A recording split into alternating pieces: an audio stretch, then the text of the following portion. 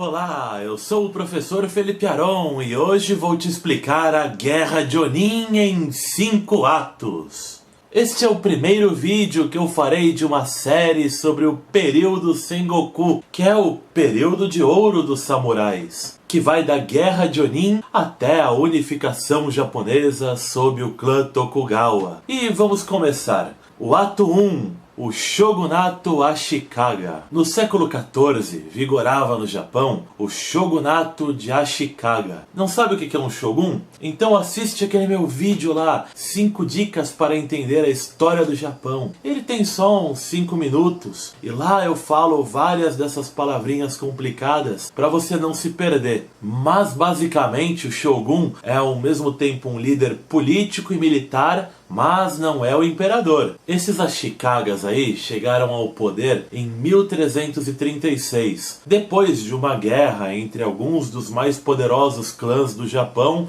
e também o imperador. Como os Ashikagas eram parentes dos antigos shoguns Minamotos, eles tiveram a legitimidade para criar o seu próprio shogunato. O problema é que o shogunato dos Ashikaga nunca teve um poder absoluto. Vários clãs muito poderosos continuaram a existir no Japão, e a estabilidade só foi mantida por um tempo porque esses outros clãs resolveram ficar bem de boa. Mas isso não ia durar para sempre. E aí nós vamos chegar ao ato 2. A questão da sucessão. Yoshimasa Ashikaga foi um shogun muito azarado. Além dele não ter nenhum herdeiro, ele também não tinha nenhuma habilidade para ocupar o cargo de shogun. Ele não era um líder nato, nem um líder militar, nada disso. Então ele começou a tentar convencer o seu irmão Yoshimi, que era um monge budista, a ser o seu sucessor, e ele até estava disposto a se aposentar para o seu irmão assumir o cargo de shogun logo de cara. Levou um tempo, mas o Yoshimi aceitou a tarefa. Mais ou menos nessa mesma época, aconteceu algo que ninguém estava esperando mais. O Yoshimasa teve um filho. E aí começa um problema, porque o cara que não tinha nenhum sucessor agora tem 2 herdeiros. E isso vai ser um motivo que vai dividir os 2 clãs mais poderosos da época. E aí nós chegamos até o ato 3. Clã Yamana e clã Hosokawa. Katsumoto Hosokawa, que era o líder de seu clã, tentou logo de cara convencer o Yoshimi, o irmão do Shogun, a aceitar a ideia dele ser o sucessor. O outro clã muito poderoso, o clã Yamana, começou a apoiar que o sucessor fosse o filho do Shogun, embora ele fosse apenas um bebê. Então, para não ficar para trás, o líder do clã Yamana, Souzen Yamana, resolveu trazer esse Yoshimi, o irmão do Shogun, para a mansão de seu clã, aonde ele ficaria incomunicável, até nem conseguindo falar com os Hosokawas. Ele se tornou, na verdade, um refém, só que vivendo com todo o luxo e com todo o respeito. Daí a rivalidade entre o clã Hosokawa e o clã Yamana ficou ainda mais forte. Eles resolveram trazer os seus exércitos lá para a capital imperial, para Kyoto. Esses exércitos eram compostos por samurais montados a cavalo, de elite, mas também por ashigarus, que eram camponeses e aldeões recrutados por cada um dos daimyos em seus feudos. Alguns ashigarus lutavam com lanças, outros lutavam com arco e flecha. Os japoneses da época tinham um fascínio pelo arco e flecha desde a época em que os mongóis tentaram invadir o Japão no século XIII, usando com muita eficácia vários arqueiros montados ao cavalo que conseguiam fazer o efeito da chuva de flecha, tal como a gente viu lá no vídeo da Guerra dos 100 Anos. Claro, os ashigarus não tinham a mesma habilidade, eles não tinham a mesma técnica. Porém, quando juntavam vários ashigarus, eles conseguiam fazer um belo estrago em algumas cavalarias. Só que os cavalos daquela época também eram menores e mais leves que os de hoje, como mostraram pesquisas arqueológicas. Enfim, no final das contas, essa rivalidade entre os 2 exércitos, o clã Hosokawa acabou atacando primeiro. Porém,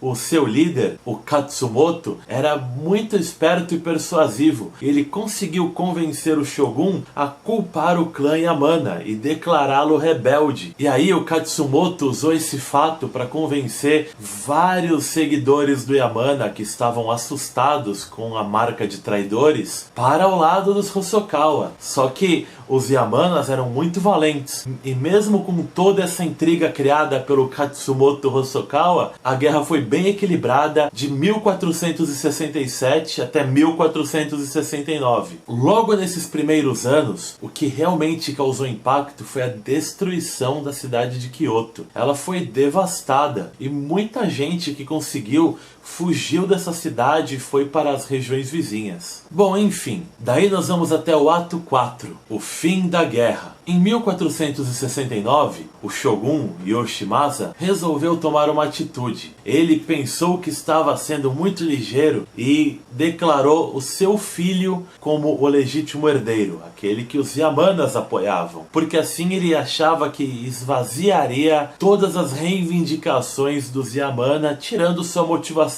para lutar. E ao mesmo tempo, ele manteria a sua prioridade com os Hosokawas. O grande problema disso é que o irmão do Shogun, o Yoshimi, tinha realmente gostado da ideia de ser Shogun. Ele demorou para convencê-lo, porém depois que ele aceitou a ideia, ele não quis mais largar. Então o Yoshimi resolve trocar de lado e se tornar aliado dos Yamanas contra o Shogun para tentar derrubá-lo e colocar Yoshimi no seu lugar. Então a guerra foi continuando até que em 1473, tanto o líder dos Hosokawas, o Katsumoto, como o Sozen Yamana acabaram morrendo em datas muito próximas e a própria motivação para a guerra vai se esvaziando. Os clãs continuam lutando apenas por orgulho, por honra, até 1477, quando ambos estão exaustos e os exércitos simplesmente param de combater e a cidade de Kyoto, onde eles estavam brigando, também está totalmente destruída. Para você ter uma ideia, a paz nunca foi devidamente negociada. Os exércitos simplesmente caíram em exaustão. Bom, enfim, mas com o final da guerra, agora eu vou falar para vocês o ato 5, que é um conceito: fissão e fusão. Como o Shogun Yoshimasa não conseguiu impedir a guerra, ele até mesmo se afastou, indo lá para o templo do Pavilhão de Prata que ele havia criado, numa área bem isolada de todos os conflitos, aonde ele se dedicou a coisas como poesia. Muitos daimyos, muitos samurais consideraram essa atitude como uma negligência, como uma permissão para que eles pudessem guerrear e fazer o que quisessem em seus territórios, que não haveria nenhuma represália do Shogun, porque afinal ele nem tá nem aí. E por esse motivo, batalhas, guerras foram se espalhando pelo Japão